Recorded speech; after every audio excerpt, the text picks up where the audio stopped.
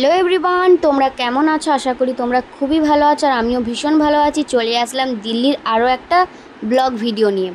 তো আমরা দিল্লি গিয়েছিলাম ফার্স্ট টাইম, যেহেতু গিয়েছিলাম তাই ভাবলাম যে দিল্লিটাকে তাহলে আমরা কিভাবে কম সময়ের মধ্যে ঘুরে আসতে পারি। তাই আমরা একটা ট্যুর বাস বুক করেছিলাম যে আমাদের গাইড করে সব অনেকগুলো স্পট ঘোরাবে।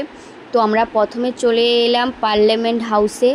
তো আমরা গিয়েছিলাম পার্লামেন্ট হাউসের ভিতরে, তো যেতে পারিনি, ভিতরে কোনো কাউকে অ্যালাউ নেই, তাই দূর থেকে দেখলাম। তারপরে ওখান থেকে চলে আসার পর আমরা গিয়েছিলাম মোস্ট ফেমাস ইন্ডিয়া গেট। ওখানে গেলাম, খুব সুন্দর, ওখানে অনেকটাই কাছে গিয়ে ছবি টবি তুললাম, দিয়ে খুব সুন্দর জায়গা আর খুবই পরিষ্কার পরিচ্ছন্ন। আর অনেকেই ওখানে আছে, ক্যামেরাম্যান ছবি তুলে দেবে, অনেকেই আছে ওখানটায়, তোমরা চাইলে ওখানে ছবি তুলতে পারো। দিয়ে আমরা ওখান থেকে বাই বাই করে চলে আসলাম। তারপর আমরা চলে আসলাম ইন্দিরা গান্ধীর হাউসে। ওখানটায় অনেকেই এসেছিলো, ভিড় ছিল প্রচণ্ড। তারপরে ওখানটায় দেখলাম কীভাবে উনি মারা গেছে, সমস্ত কিছু দেওয়া আছে। দিয়ে দেখলাম আগেকার যারা যারা ছিল তাদের সমস্ত কিছু ছবি, ও তারা কীভাবে কবে মারা গেছে সমস্ত কিছু ডিটেলস দেওয়া ছিল। আগেকার যারা ছিল তাদের সমস্ত ছবি টবি সমস্ত কিছু দেওয়া ছিল। আমরা হয়তো কোনো দিন তাদেরকে দেখিনি, কিন্তু এখানে আসার পর জানতে পারলাম যে অনেক কিছুই ছিল তাদের ফ্যামিলির মধ্যে বা আগেকার যারা যারা ছিল। তারপরে এইটাই হচ্ছে মেন, যেইটা ইন্দিরা গান্ধী যেই দিনকার পরে বেরিয়ে এসেছিলো, যে শাড়ি স্যান্ডেল ও তার সঙ্গে যে ব্যাগটা ছিল, যেখানে গুলিটা লেগেছিল সেইখানটা এখনও অবধি ব্লাড আছে। মানে হয় না, যেটা ব্লাডটা শুকিয়ে গেলে যেভাবে একটা শাড়ির মধ্যে লেগে যায়, সেই রকম এখনও অবধি ওখানটা আছে, কাঁচের মধ্যে আছে। ওই জন্য এতদিন হয়তো ভালো আছে। তো আগেকার তার ছবি সমস্ত কিছু এখানে সব কিছু রাখা আছে। আগেকার জিনিস, আগেকার বোতল, একটা বাসন, আগেকার জারগুলা যেগুলো ছিল সেইগুলো সব কিছু একটা কাঁচের মধ্যে আছে।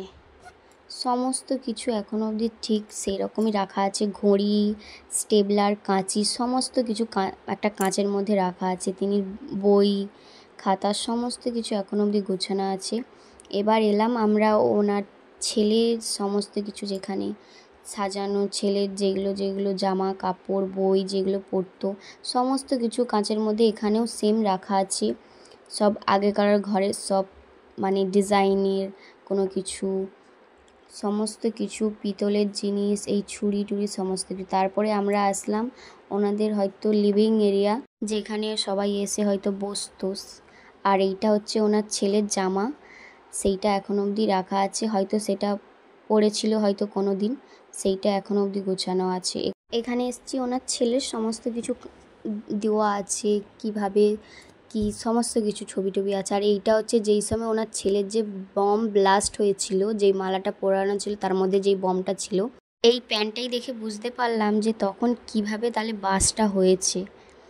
আর শুধু বুটই পাওয়া গেছে।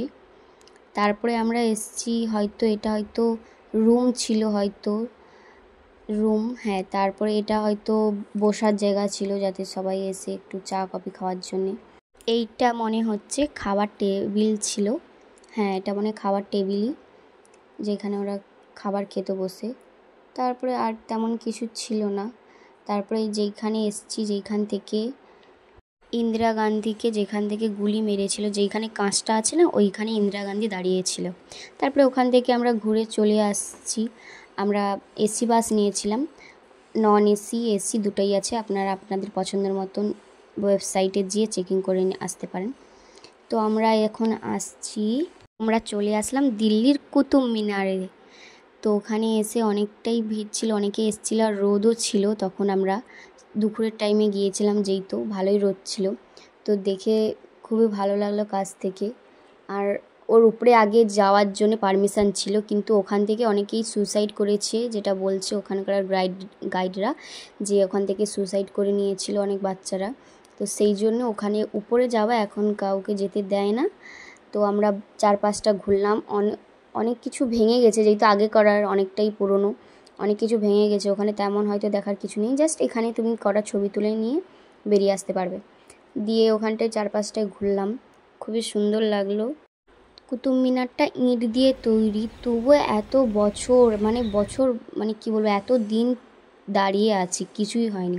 ওখানকার গাইডরা বলল যে চড়কাও পড়েছিল, ভূমিকম্পও হয়েছিল, কিন্তু তার একটাও কিছুই একটা মানে ইঁটও সরে যায়নি।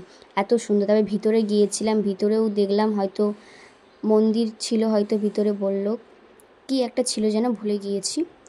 দিয়ে ওখানটায় দেখলাম ইঁট দিয়েই তৈরি সমস্ত কিছু, আর এত সুন্দর ডিজাইন করা, এত সুন্দর। তারপরে দেখলাম ওর পাশ থেকে প্লেন যাচ্ছে, কারণ পাশে এয়ারপোর্ট যেত, এইখান থেকেই যায়। খুবই সুন্দর লাগলো, তাই ভাবলাম ভিডিওটা করে নিই। আর এত সুন্দর লাগছে। আর এইটা হচ্ছে 24 ফুট খাঁটি লোহা স্তম্ভ। এইটাও দেখলাম, ওখানে অনেক কিছু লেখাও ছিল কাজ। তারপর আমরা বেরিয়ে আসলাম ওখান থেকে, আবার বাসে করে রিটার্ন চলে আসলাম লোটাস টেম্পল দেখব বলে। তো খুবই সুন্দর, দূর থেকে এত সুন্দর লাগছে। আর ফোনে যেহেতু অনেকের ভিডিওতেও দেখিয়েছি লোটাস টেম্পল, তার আজ আমরা নিজের চোখে দেখছি। খুবই সুন্দর, কীভাবে যে ডিজাইন করেছে, এত সুন্দর করে যে বানিয়েছে, দেখেই খুব সুন্দর লাগছে। তো আমরা ওর উপরেও গিয়েছিলাম, ওর উপরে কোনো পয়সা লাগে না, তোমরা জুতো খুলে যেতে পারো। আর এত সুন্দর জল ছিল ওখানটায়। তারপরে আমরা হোটেলে চলে এসলাম, যেহেতু আমাদের রাত্রিবেলায় বাস ছিল আমাদের মানালিতে যাব বলে। তো সেই জন্যে আমরা ব্যাগ প্যাকিং করে নিয়েছি। আর রুম ট্যুরটাও দেখে দিয়েছিলাম, ডবল রুম ও বাথরুম ছিল। তো ভালো লাগলে প্লিজ লাইক করে দিয়ে পাশে থেকো।